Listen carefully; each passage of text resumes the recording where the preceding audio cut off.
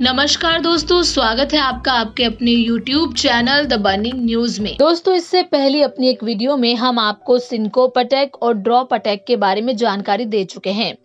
इस वीडियो में हम आपको सीजर और एपिलेप्सी के बारे में जानकारी देंगे।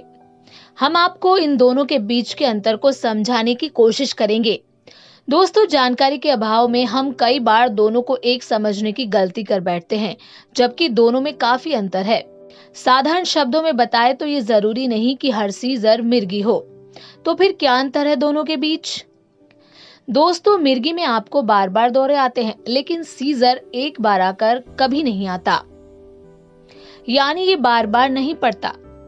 अगर सिंगल अटैक होता है तो उसे सीजर कहते हैं, जबकि मिर्गी में बार बार दौरे आते हैं। कैसे आते हैं मिर्गी के दौरे? मिर्गी रोग के बारे में लोगों को बहुत सारी गलतफहमियां हैं। अगर सरल शब्दों में बताया जाए तो ये एक तरह का न्यूरोलॉजिकल डिसऑर्डर है, जिसमें मरीज के दिमाग में असामान्य तरंगे पैदा होने लगती हैं। ये कुछ वैसा ही है जैसे कि शॉर्ट सर्किट में दो तारों के बीच गलत दिशा में तेज करंट दौड़ता है।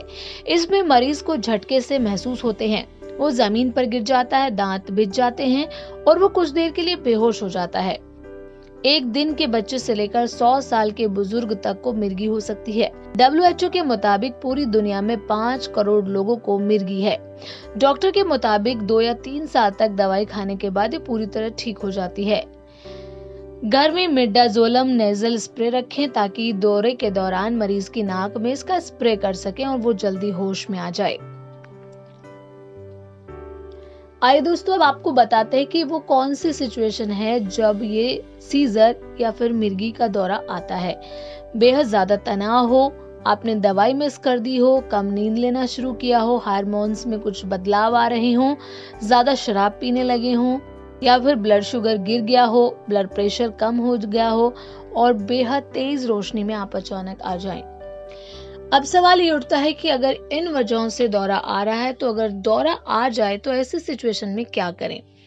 अगर किसी शख्स को दौरा पड़ रहा हो तो उसके चारों तरफ भीड़ इकट्ठी ना करें। मरीज को एक साइड करवट से लेटा दें, कपड़े ढीले कर दें, शरीर को दबाएं नहीं, तलवों को भी ना रगड़ें, प्याज, जूते, चप्पल, मोजे ना सुघाएं, मुंह में कोई चीज जबरदस्ती ना डालें। आमतौर पर मरीज कुछ मिनट में सामान्य हो जाता है। मरीज को ड्राइविंग नहीं करनी चाहिए, स्विमिंग नहीं करनी चाहिए और बाथ टब में नहाना भी नहीं चाहिए। बहुत ज्यादा ऊंची जगहों पर भी नहीं जाना चाहिए। कम से कम ऐसी जगहों पर खड़े हों जहां से गिरने का डर कम हो। एडवेंचर स्पोर्ट्स में हिस्सा ना लें। एक पर्ची पर अपना नाम, नंबर, घर का नंबर और जरूरी दवा का नाम लिखकर अपने पर्स या जेब में जरूर रखें। अब बताते हैं कि दौरे के दौरान लक्षण क्या होते हैं। जैसे आंखों के आगे अंधेरा आ जाता है, शरीर अकड़ जाता है, दांत भिज जाते हैं, मुंह में झाग भी आ जाता है, आप अचानक गिर जाएंगे, बेहोश हो जाएंगे, आंखों की पुतलियां ऊपर की तरफ खिंच जाएंगी, हाथ या पैर लगातार मूवमेंट करेंगे जल्दी जल्दी, होठ या जीभ का कट जाना। ये सब कारण होते हैं, ये सब लक्षण होते हैं सीजर के। अब है कारण क्या क्या होते हैं। जेनेटिक, जीन्स में कोई गड़बड़ी हो, ब्रेन की नर्व्स ठीक से काम नहीं कर रही हो। इसके अलावा इन्फेक्शन, जैसे जन्म के वक्त बच्चे को पीलिया हो गया हो या फिर किसी और इन्फेक्शन से ब्रेन को पूरी ऑक्सीजन ना मिली हो। सिर पर गंभीर चोट हो, जैसे कभी मुक्केबाजी या फिर किसी हादसे की वजह से सर पे चोट लग गई हो। स्ट्रोक या फिर ब्रेन ट्यूमर भी इसका कारण हो सकता है। पेट में, यानी कि जब गर्भ में बच्चा होता है उस दौरान उसके माँ के पेट में कोई चोट लगी हो। ऑटिज्म होना, ऑटिज्म की वजह से भी बच्चों में मिर्गी का दौरा संभव है। बढ़ती उम्र, उम्र बढ़ने पर अगर दिमाग सुस्त पड़ जाता है तो भी सीजर या फिर एपिलेप्सी हो सकती है। ब्रेन टीबी, अगर दिमाग की टीबी हो गई हो। कैल्शियम और सोडियम की कमी से भी छोटे बच्चों में दौरा पड़ सकता है। दोस्तों, आपको यहाँ बता दें कि अगर आप NCC यानी कि टेम वर्क, जो कीड़ा है जो दिमाग में चला जाता है, उससे बचना चाहते हैं तो फल और सब्जियों को अच्छी तरह से धोकर खाएं। सब्जियों को 15 मिनट तक नमक के गुनगुने पानी में भिगो कर रखें। कच्चा सलाद न खाएं। आइए अब आपको बताते हैं कि सीजर या मिर्गी के प्रकार कौन कौन से होते हैं। इसमें आता है जनरलाइज्ड टोनक सीजर। इसमें मरीज बेहोश हो जाता है, मुंह से झाग निकलने लगता है, हाथ पांव ऐंठ जाते हैं। इसका दौरा पूरे शरीर में पड़ता है। इसके अलावा है सिंपल पार्शियल सीजर। इसमें शरीर के एक हिस्से में झटके आते हैं, जैसे हाथ, पैर और चेहरा। कॉम्प्लेक्स पार्शियल सीजर, इसमें शरीर के एक हिस्से में झटका आता है, मानो अगर मरीज पेपर पढ़ रहा हो तो उल्टा करके पढ़ने लगता है। इसमें बेहोशी नहीं आती, हाव भाव बदल जाते हैं। मायोलोनिक सीजर, इसका दौरा बचपन में किशोर अवस्था तक आता है। इसमें बच्चे के हाथ से बार बार ब्रश गिरता है, दूध पीते समय गिलास छूट जाता है, इसके लक्षण होते हैं। एब्सेस सीजर, बच्चा कुछ देर के लिए दिमागी तौर से एब्सेंट हो जाता है, जैसे लिखते लिखते 2 या 4 लाइन छोड़ देता है।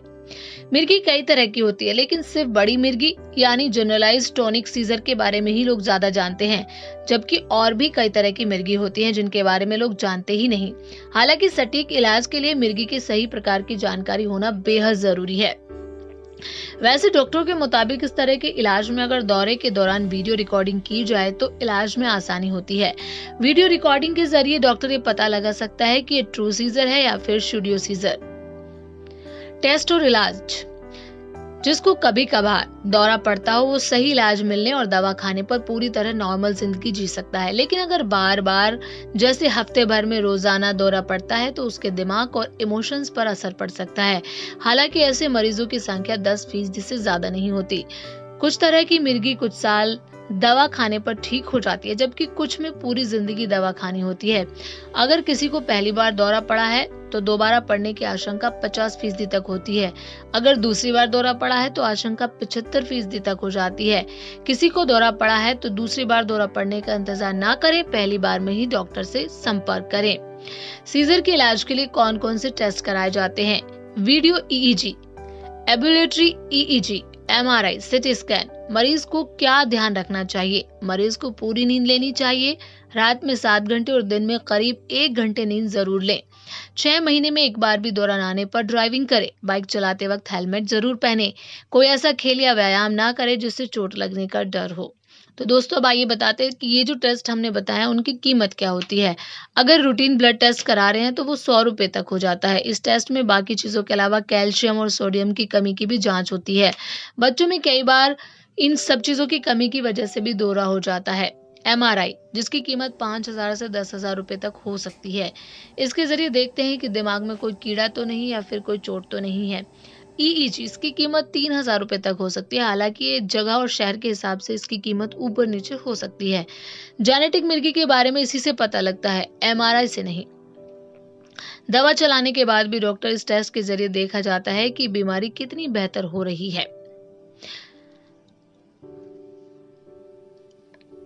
दवाएं कौन कौन सी दी जाती है? मिर्गी में दौरे रोकने वाली दवाएं दी जाती हैं। कोई दवा एक मरीज पे काम करती है तो ये जरूरी नहीं कि वो दूसरे पर भी काम करे। यहाँ तक कि अगर दवा शूट कर जाए तो सही डोज का पता लगाने में भी वक्त लग जाता है।